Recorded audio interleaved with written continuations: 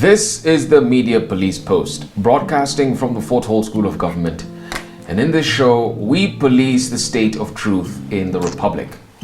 And because truth is communicated to us by journalists and analysts, we have made it our civic duty here at the Fort Hall School of Government to put it to the test.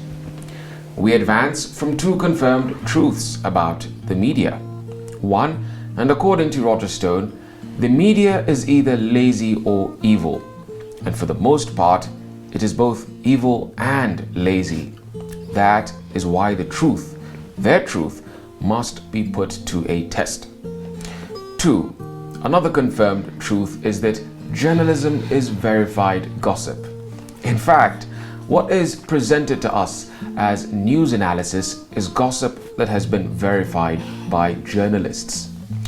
This gossip has to be ground truthed. And so for the next 2 years, we will monitor talking heads on TV and social media. We will assess the state of truth in what they submit to the Republic. And we will pass verdict on what is true and what is not. And for the record, we are not journalists. We are thinkers. We are not lazy or evil. We are thinkers. And we do not verify gossip. What we give you is the truth that sets you free. Welcome, 2J, 2M. Thank you. Let me ask you to give us your analysis of Newsgang. I would like to submit that the Newsgang bunch is naive. Sample this. The issue of the presidency. They said it doesn't solve the winner takes it all problem. It actually creates a proper winner take it all, because the president will have so much powers as per the Catholic bishops, and they said, appointing the prime minister, appointing a running mate, dismissing the deputy president, a lot of powers, an imperial presidency. Linus Kaikai spoke of the presidency as construed in BBI as imperial, that the president having powers to fire the prime minister and his deputy would not resolve the winner-take-all problem. And he was right. But on the flip, who is to say that Uhuru and Raila did not know all along that the presidential system with a non-executive premier may have been faulty? Of course, they must have known. But more importantly, why didn't this Newsgang bunch ask themselves three questions? One, why is it that the makeup of parliament in BBI is centered on various models of proportional representation? Two, why propose a pure proportional representation system if the intention is not maintaining political power at parliamentary level? And three, why propose a system whereby all political parties make lists of candidates to be elected and the seats distributed according to the number of seats secured by that political party? Isn't this the system of government in South Africa? What's our point here? The BBI committee appointed by Uhuru and Raila wouldn't have spent a whole year inserting proportional representation models if the intention was not to domicile political power in parliament. Point is simple. The Newsgang fellows would have posed the hypothesis that the presidential system with a non-executive premier was deliberately inserted to prompt the public to question its cure to the winner-take-all problem. The intention being obvious: providing a background of acceptance for a parliamentary system. This would have been a more intelligent conversation than the malenge they fed us on Thursday. Oh, wow. Newsgang, we're coming for you. Absolutely. I think now we can just move on to some other news that had been going around social media. Because 2 weeks ago, Uasin Gishu women rep Gladys Sholay posted a video online that criticized the BBI report and attempted to enlighten the Kenyan public on how the proposed referendum is out to hoodwink them. And as much as I agree, or rather disagree very strongly with the conclusions that she came to, I must give her credit for approaching the conversation with a framework. After all, she is a lawyer. In her own words, she dissected the report into 6 focal parts. The report, the suggested legal amendments and its proposals, and much more. But today, I will address her take on the proposed IEBC reforms. And I want to take issue with two things in her breakdown. First is her language of manipulation, and the second is her abuse of authority. So let's just very quickly take a look at some of her false statements, and then I will explain my accusations. The BBI report, as presented to Kenyans, formatted and delivered, is an extremely complicated document. It is a very difficult document to read, and I have had to dissect it into 6 parts of a document for me to be able to understand it. I had to separate the annexures, separate the main report, separate the 12 pieces of proposed legislation and amendment bills. I also had to take the most important part, which is the constitutional amendments, and read them, but I have to read them alongside the current constitution in order to be able to cross-reference and understand what the constitution says now and what amendment is proposed. And in order to make it even easier to read and make sense out of it, I had to develop what I call an amendment navigator. This is the kind of professional work that we would have expected of the BBI task force. I would also have expected them to have had side notes to explain the mischief that is being cured by the amendment, so that we understand the basis upon which we arrived at the constitutional amendment. Now that I've demystified the BBI report and dissected it for you, I will now go on a step-by-step topical areas that Kenyans need to pay attention to and that I personally have challenges with. I think in this case, we can call the verdict false. But the question is, what is the purpose of these videos that she is posting? Consider this. I am Member of Parliament 2J, and I want to convince the Kenyan public that BBI is bad for them. In order to do so, I must control the narrative around it. So I confuse you so much so that you don't dare open the document yourself to understand it. I confuse you to control you. So I would say, the BBI report, as presented to Kenyans, formatted and delivered, is an entirely complicated document. It is a very difficult document to read. Those are the very words that Gladys Sholay opens with in her video.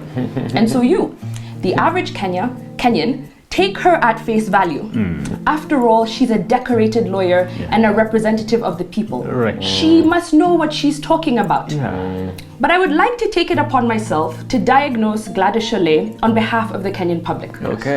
In my opinion, she suffers from status quo bias.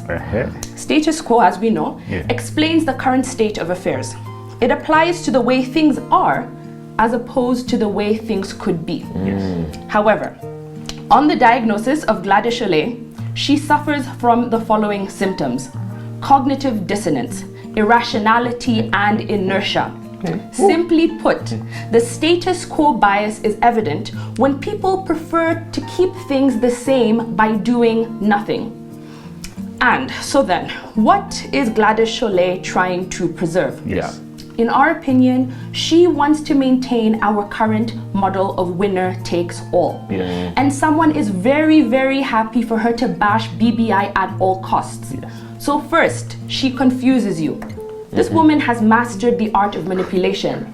She tells you that the BBI report is too complicated and too hard to understand. Her language convinces you that the report is intentionally difficult. Then, she uses her authority against you. And she presents herself as the one with all the answers. But this is an abuse of authority, especially when her interpretation of the report is full of falsehoods. So what is my point? Someone is out to benefit from keeping things the way that they are. And the best that we can do on this panel is lift the veil of ignorance and encourage Kenyans to pick up a book, ask questions, and understand for themselves what proposals the BBI report actually presents. And this is instead of depending on the revolving door of talking heads in this country that are more concerned about airtime than actually saying anything intelligent or worth remembering. I will end with a quote from political theorist Paul Alinsky, who was right in saying, "He who controls the language controls the masses." Absolutely. Yeah. My goodness. Very good commentary there. Revolving door of Talking heads. Talking heads. Gladys Boschole telling us we are basically earthlings. Exactly. We can't read this document for ourselves. So she has to become the gatekeeper, the way the Catholic Church was the gatekeeper for the entire Christendom in the Dark Ages and what have you. But we will be liberated very, very soon. And on this panel, we will shed light. Yes. And that's the purpose of this panel. So let me speak about Professor PLO Lumumba. Another talking head. One of the talking heads. Now, earlier this week, Professor Lumumba featured on Jackie Maribe's show, The Hot Seat KE. PLO is firmly in the league of BBI skeptics, and by objecting the pro-box presidency, he's essentially saying that he is a supporter of the Ferrari presidency, also a supporter of the status quo, as you're saying, Tujay. And he is also rejecting the Kofi Annan consensus of 2008 that brought us peace. And so of all his reservations on BBI, I want to debunk his claim that the expansion of the executive is an exercise in futility. So here's what he had to say. Take a look at this clip. And to expand the executive, we are being told that this is going to introduce inclusivity. I do not agree.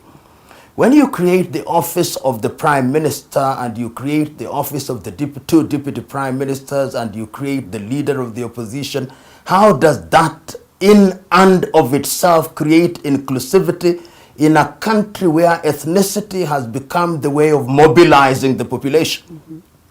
In my view, those who think in that direction, and with due respect to them, think that an arrangement such as that gives them the ability to marshal the leaders of the 5 major tribes, let's be honest, and therefore to attract votes and to win the presidency, the vice presidency, and the prime ministership. I'm not persuaded. I want to be persuaded that inclusivity is dealt with in that way. So, by way of rebuttal, I want to offer 3 points. Number 1, like our founding fathers who negotiated the Independence Constitution at Lancaster in the 1960s, we must be pragmatic about ethnicity. We must embrace it. The fact of the matter is that every nation must choose its poison when it comes to deciding their dominant political tribes. The American law professor Amy Chua breaks down this phenomenon brilliantly in her book of the same title. Now, Professor Chua says, humans are inherently tribal creatures. So, if our political tribe was not ethnicity, as Kenya, it would be class, it would be religion, or language, as is the case between English-speaking and French-speaking Cameroon, or race, as is the case in South Africa and the US. So in sum, given our strong ethnic identity as a nation of Kenya, any proposed constitutional amendments to the executive can only work, can only be effective if the existence of ethnic politics is not denied, but is acknowledged and accommodated. Now, BBI acknowledges this and embraces ethnicity unapologetically. Number 2, in rejecting this model, PLO is saying he is comfortable with the Kikuyu Kalenjin hegemony. The fact of the matter is, dear Kenyans, if we do not change the constitution, this country will be ruled by these 2 tribes in perpetuity. Take that to the bank. More specifically, that's known as the Kikuyu problem. The Kikuyu problem is about ethnic majoritarianism. And our founding fathers, once again, recognized that at Lancaster. You see, the Kikuyu nation is so big that it does not need to share power with other communities. But by expanding the executive, the Gama nation at large will be incentivized to be more accommodative of other ethnic groups. Which takes me to my final point. Consociational democracy.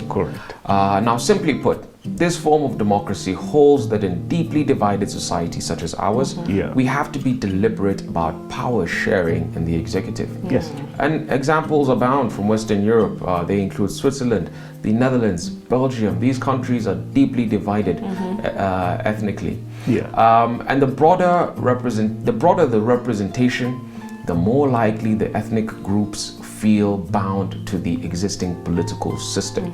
And the more bound they are, the more inclusive they feel, because politics is also about perception. Then the more stable our government becomes. So therefore, in sum, BBI is giving us consociational democracy. And what is wrong with that? Absolutely not. Fantastic. I could not agree more. I could. And you know what, GM? Look at every Western democracy out there. Show me one. One of them that goes to choose their president or head of government directly. The Americans rely on the collegial vote. The British have a parliamentary system. Prime minister is not chosen by the people. England, the head of state, I mean Canada, in Jamaica, name all these countries, also in Australia, it is all the same. But us Africans are given models, and we are told that power is vested in the people, and no matter how poor you are, you have the time to go and vote for the president that you need. And when that causes a little bit of problems, we start having cycles of economic, ruin. And it's that very status quo bias that I was talking about. People are not seeing the potential benefits on the other side. They're more concerned with staying with what is within the box. Absolutely. And we get in problems in 2022, and then we say, oh, how are we going to do our democracy? That Kai was saying, we need credible and clean elections. That's the only way we are going to go to Canaan. Absolute rubbish. We are going to repeat the same thing so many times, expecting the same. It's that's the definition of insanity. It's the definition of insanity. So, absolutely. Thank you, guys. Thank you for joining us on Media Police Post. Don't forget to subscribe to our YouTube channel. And Talking Heads, remember this. This is a weekly show. And we want to put you media talking heads on notice. We are watching you. Good evening.